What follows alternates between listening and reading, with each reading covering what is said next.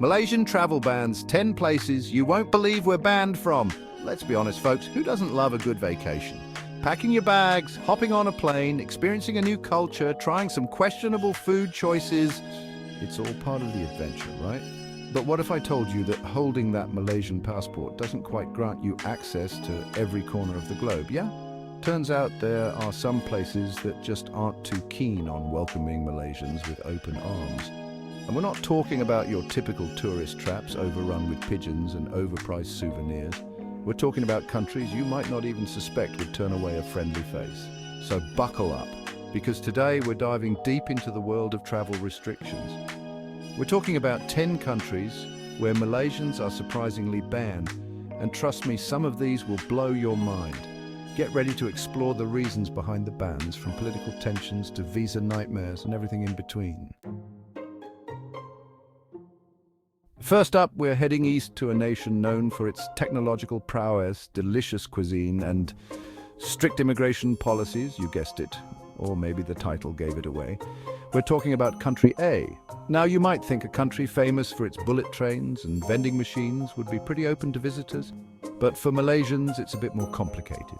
See, back in the insert year, a diplomatic kerfuffle went down between country A and Malaysia over insert brief explanation of the political tension. Think of it like that awkward moment when you accidentally wear the same outfit as your frenemy to a party. Except instead of passive-aggressive compliments and side-eyes, we're talking sanctions and travel bans. The result? Malaysians looking to explore the beauty of mention iconic landmarks or cultural experiences in country A are met with a big, fat, denied stamp on their visa applications. Now, I'm not saying it's impossible to get in, but let's just say the odds of winning the lottery might be slightly higher. It's a classic case of politics getting in the way of a good vacation, leaving Malaysians to wonder if they'll ever get to experience the joy of, mention a popular activity in country A. Hey, at least we still have mention a Malaysian alternative to the activity. Next up on our whirlwind tour of travel restrictions, we're jetting off to the sun-kissed shores of country B. Picture this: pristine beaches, crystal clear waters, and enough Instagram-worthy scenery to make your followers green with envy. Sounds like paradise, right? Well, for Malaysians, it might as well be a mirage. You see, country B has this thing about visas. And by thing, I mean a bureaucratic labyrinth that would make even the most patient traveler tear their hair out. To even set foot on their pristine beaches, Malaysians have to navigate a minefield of paperwork, interviews, and enough financial documentation to make you think you're applying for a bank loan, not a vacation. Now, some might say it's just a matter of being organized and following the rules. But when the rules involve submitting your grandmother's dental records and a detailed itinerary of every ice cream cone you plan on consuming, you can't help but wonder if they're just messing with you. So while country B might seem like the perfect tropical getaway, for Malaysians it's less about soaking up the sun and more about drowning in a sea of paperwork.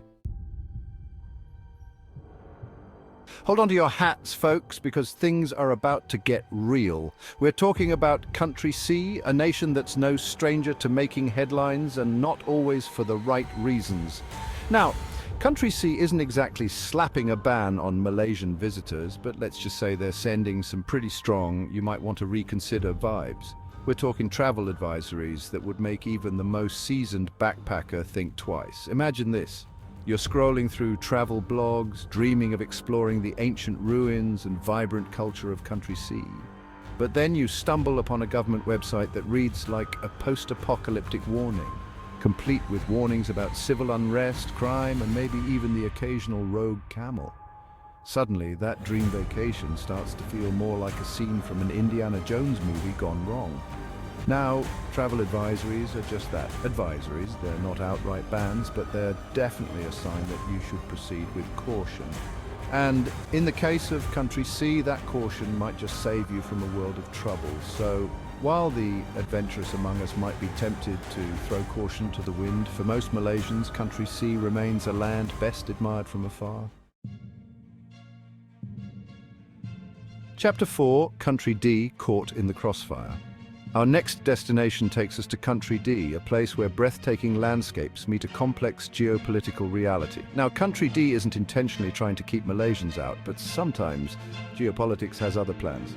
You see, Country D has the unfortunate luck of being located in a region that's no stranger to conflict. We're talking border disputes, political instability, and the kind of tension that makes you want to book a one-way ticket to Switzerland. Imagine this.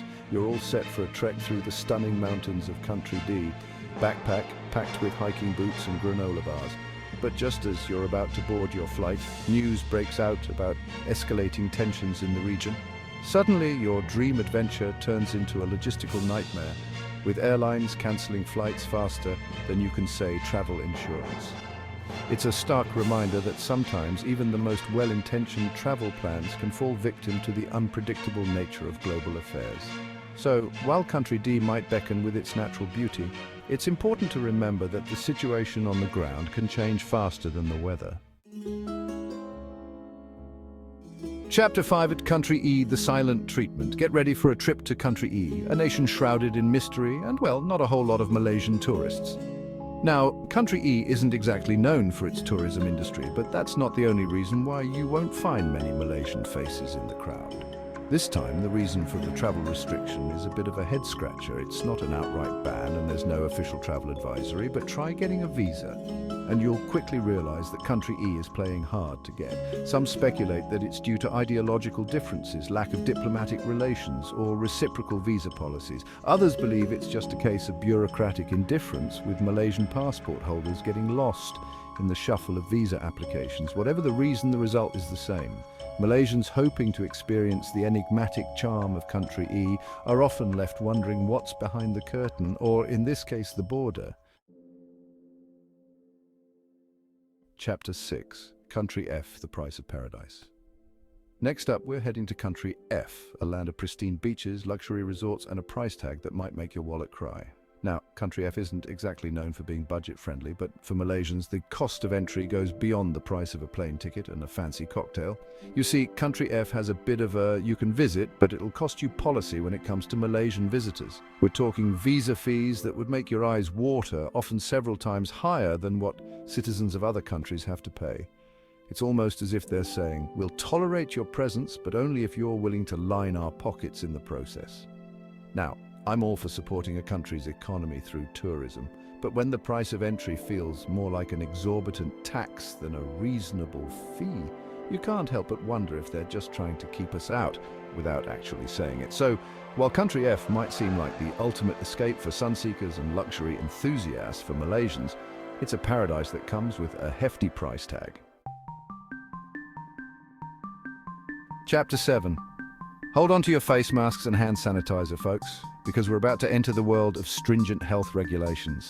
Our next stop is Country G, a nation that takes public health very, very seriously. Now, Country G isn't banning Malaysians outright, but they're definitely not rolling out the welcome mat without a few conditions.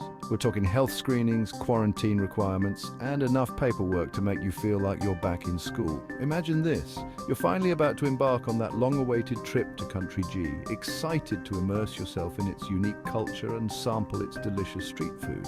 But before you can even say konnichiwa or bonjour or whatever the greeting is in Country G, you're met with a wall of medical forms, temperature checks, and the looming threat of mandatory quarantine. Now, I'm all for prioritizing health and safety, but when the process of entering a country feels more like an obstacle course than a vacation, you can't help but wonder if they're trying to deter all but the most determined travelers. Chapter 8, Country H, History has its reasons. Get ready for a history lesson, folks, because our next destination takes us to Country H, a nation with a past as complex as its present-day travel restrictions. Now, Country H isn't exactly known for being welcoming to outsiders, and for Malaysians, the reasons are deeply rooted in history. We're talking centuries-old conflicts, colonial legacies, and the kind of historical baggage that can take generations to unpack. Imagine this, you're flipping through a history book, learning about the intricate relationship between Country H and Malaysia. From ancient trade routes to colonial encounters, it's a story of cultural exchange, but also one marked by conflict, misunderstandings, and the kind of historical wounds that can take a long time to heal. Now, I'm not saying that the past should dictate the present, but it's important to acknowledge that history has a way of shaping the way nations interact with each other. And in the case of country H in Malaysia, that history has resulted in a travel climate that's, well, let's just say it's complicated. Chapter 9, Country 1, The Domino Effect. Hold on to your passports, folks, because we're about to enter the world of international relations and the domino effect of travel bans. Our next stop is Country 1, a nation that's not exactly banning Malaysians directly, but let's just say they're playing a game of follow the leader when it comes to travel restrictions. You see, Country 1 is a close ally of, mention a country previously discussed that has restrictions on Malaysian travellers. And when your best bud decides to close their borders to a certain group of people, well, let's just say it's not uncommon to follow suit. It's like that awkward moment when you're at a party and your friend refuses to talk to someone, so you feel obligated to do the same, even if you have no idea what's going on. Now, I'm not saying that country I doesn't have its reasons for restricting travel from Malaysia, but it's clear that their close ties with mention the allied country play a significant role in their decision-making. Chapter 10. Country J, the mystery box of travel bans. And finally, we arrive at our last destination, Country J, a nation that's shrouded in secrecy and speculation when it comes to its travel restrictions on Malaysians. Now, Country J isn't exactly known for being transparent about its policies, and trying to get a straight answer about why Malaysians are facing difficulties entering the country is like trying to find a needle in a haystack. Some whisper about security concerns, reciprocal agreements, political maneuvering. Others believe it's just a case of bureaucratic inefficiency, with Malaysian applications getting lost in the system or facing unnecessary delays. Whatever the reason, the lack of clarity and communication only adds to the frustration of Malaysians hoping to experience the unique culture and beauty of Country J. It's a reminder that sometimes the most frustrating travel restrictions are those shrouded in mystery, leaving travelers with more questions than answers. Outro. So, what have we learned? Well, there you have it, folks. A whirlwind tour of 10 countries where Malaysians are facing some unexpected travel restrictions. From political tensions and visa nightmares to historical baggage and health concerns, we've covered a lot of ground, or lack thereof, in this video. But beyond the specific countries and reasons, there's a bigger lesson here about the complexities of international travel in the 21st century. It's a reminder that holding a Malaysian passport doesn't guarantee us entry into every corner of the globe, and that factors beyond our control can sometimes dictate where we can and cannot go. So, the next time you're planning your dream vacation, don't forget to do your research, stay informed about travel advisories, and maybe have a backup plan just in case. And who knows, maybe by shedding light on these travel restrictions, we can start a conversation, promote understanding, and work towards a future where traveling the world is a little bit easier for everyone, Malaysians included. Thanks for watching. Don't forget to like, subscribe, and share your thoughts and experiences in the comments below.